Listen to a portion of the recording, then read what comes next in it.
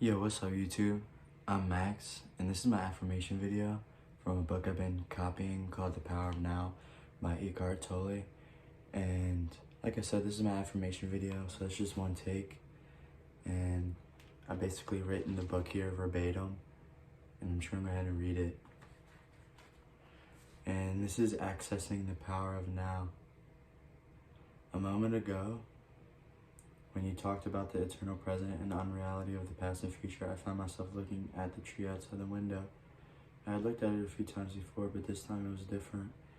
The external perception had not changed much, but excuse me, had not changed much, changed a lot, except that the colors seemed brighter and more vibrant, but there was now an added dimension to it. This is hard to explain.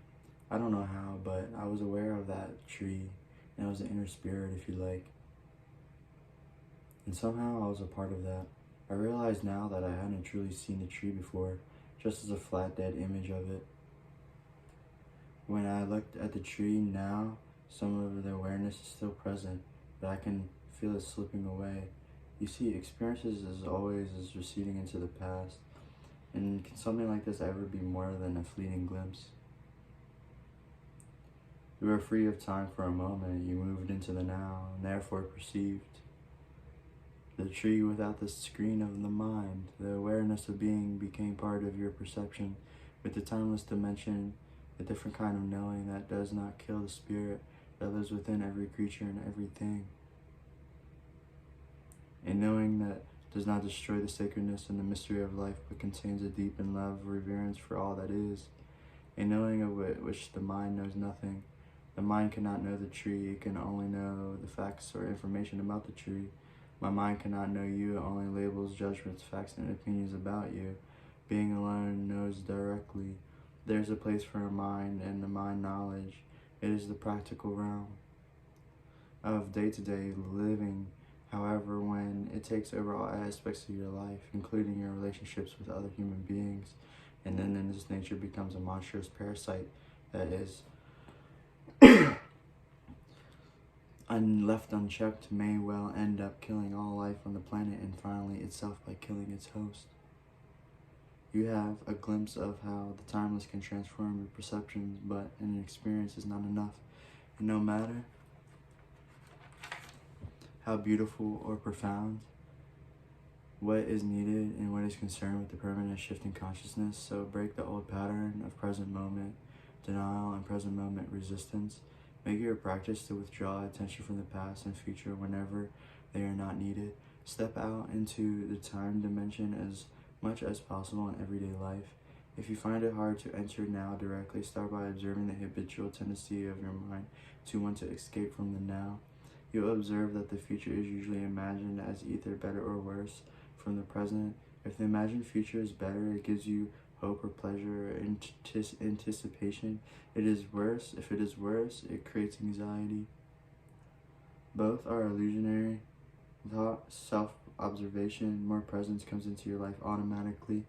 The moment you realize that you're not present, you are present. Whenever you're able to observe your mind, you're no longer trapped in it. Another factor has come in, something that is not of the mind, the witnessing presence. Be present as the watcher of your mind, of your thoughts and emotions, as well as your reactions in various situations. Be at least interested in your reactions, as in the situation of the person that causes you to react. Observe, but don't judge. Notice how often your attention is in the past and future. Don't judge or analyze what you observe. Watch the thoughts, feel the emotion, observe the reaction. Don't make a personal problem out of it. You will then feel something more powerful than any of these things that you observe.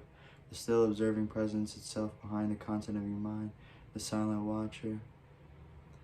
Intense presence is needed when certain situations trigger a reaction, when the strong emotional charge, such as when your self-image is threatened, a challenge comes into your life that triggers fear, things that go wrong, or an emotional complex from the past that is brought up. In these instances, the tendency is for you to become unconscious. The reaction or emotional takes you over. You become it. You act it out. You justify it. Make a wrong attack, defend. Except that isn't you. It's the reactive pattern from the mind that's habitual survival mode. Identification with the mind gives it more energy. Observation of the mind with draws energy from it. Identification with the mind creates more time. Observation of the mind opens up the dimension of the timeless. The energy that is withdrawn from the mind turns into presence. Once you can feel that it means to be present, it becomes much easier to simply choose to step out of the time dimension whenever time is not needed. For practical purposes, more open to the now. This does not impair your ability to use time, past, or future when you need to refer to it for practical matters, nor does it impair your ability to use your mind. In fact, it enhances it.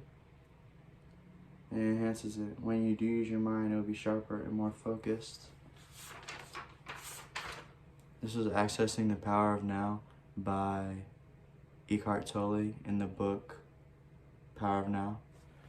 And like I said, this is my affirmation video to my affirmation journal, and this is just one take. So, I hope you listen. I'm Max, and I'm out.